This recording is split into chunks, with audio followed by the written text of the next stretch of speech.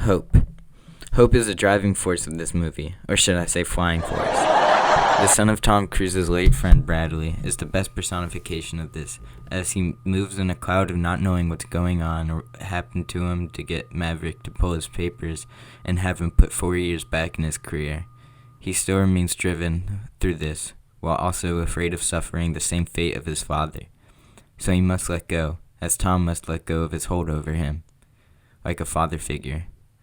They both must look forward and hope no longer to be held down by control of their past.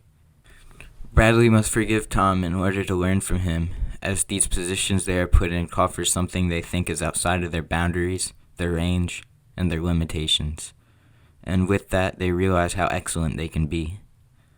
Now, with this being my first movie review, I don't want you to also to decide and review me. I strictly am trying to say my thoughts, and as I've had this idea for a while but never realized what would be my best approach to start my perfect moment, that is, that Goose was waiting for forever.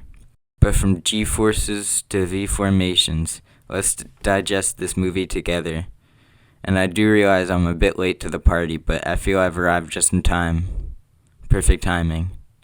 The start of the movie with Tom Cruise pushing Mach 10 like it were just another drawer shows how far and how capable he is of getting where he needs to be no matter what, no matter how far or where he must go. For what he thinks is right, he reunites with his love interest for this movie, Penny, in a great bar scene which introduces the pilots in very suitable manners. And with this rekindled love, he finds his passion more fleshed out and thought through.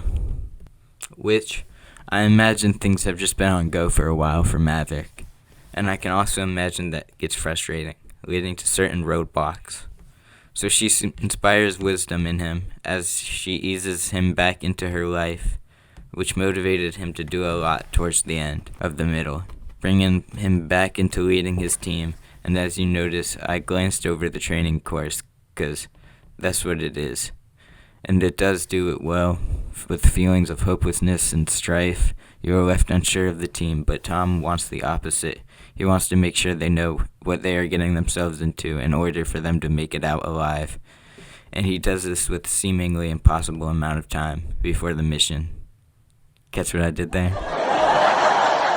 What I would like to do is focus more on the effects of this training. Phoenix, just like the mission, people lack faith in Phoenix and Bob because they think less of them. One for being a girl, the other for being Bob.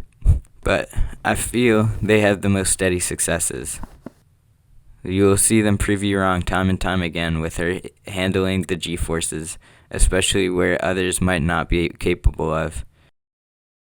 Her character seems like a kind of interest to Bradley, while maintaining complete independence as a character, which should have been shown more attention, but the Bradley and Tom dynamic is strong, and it seems like his whiplash acting was paying off, though I never seen it fully. They managed to find an understanding of each other and what they must do, nevertheless, the lies. The lies and the secrets of Tom, which I hope they are discussed following the movie. The action is incredible and the motion is captivatingly fast. So when it comes to action, you are getting a payoff unlike Fantastic Four. I had feelings running through me of worry and uncertainty, but also predictable, but in a good way. It's a hell of a time, and worth yours. All in all, I rate it 10 out of 10. Perfectly executed for what it is. I'm not a harsh critic. Perfect for what it was trying to be, and a great way to restore that hope inside you that we often let go of as well. Check it out if you haven't. It's worth your time, and even if you haven't seen the first, I'll be making sure to watch it sometime. Thank you for listening.